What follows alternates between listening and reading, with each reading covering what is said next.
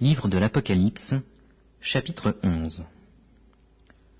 On me donna un roseau semblable à une verge, et l'ange se présenta et dit, « Lève-toi, et mesure le temple de Dieu, l'autel, et ceux qui y adorent. Mais le parvis extérieur du temple, laisse-le en dehors et ne le mesure pas, car il a été donné aux nations, et elles fouleront aux pieds la ville sainte pendant 42 mois. Je donnerai à mes 2 témoins le pouvoir de prophétiser, revêtus de sacs, pendant 1260 jours. Ce sont les 2 oliviers et les 2 chandeliers qui se tiennent devant le Seigneur de la terre. Si quelqu'un veut leur faire du mal, du feu sort de leur bouche et dévore leurs ennemis. Et si quelqu'un veut leur faire du mal, il faut qu'ils soient tués de cette manière.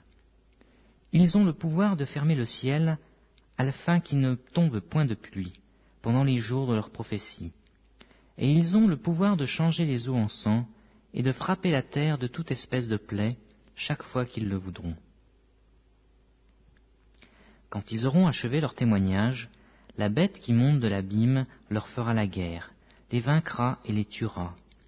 Et leurs cadavres seront sur la place de la grande ville, qui est appelée dans un sens spirituel Sodome et Égypte, là même où leur Seigneur a été crucifié.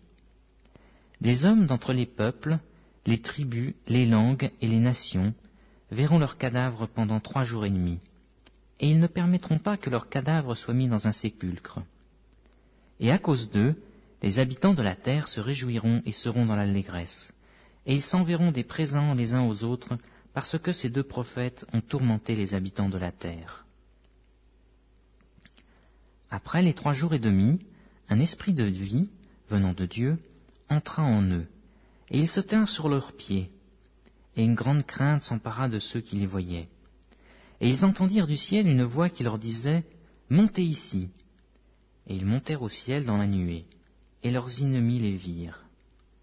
À cette heure-là, il y eut un grand tremblement de terre, et la 10e partie de la ville tomba.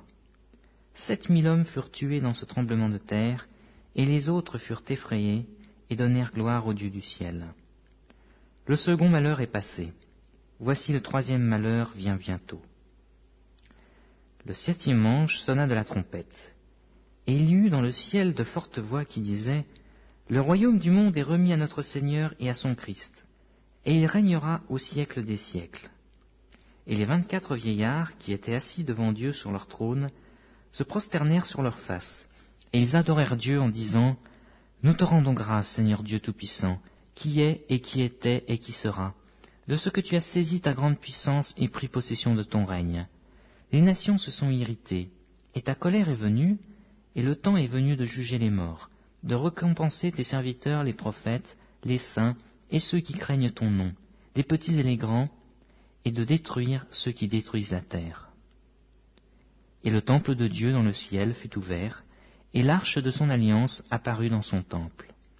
Et il y eut des éclairs, des voix, des tonnerres, un tremblement de terre et une forte grêle.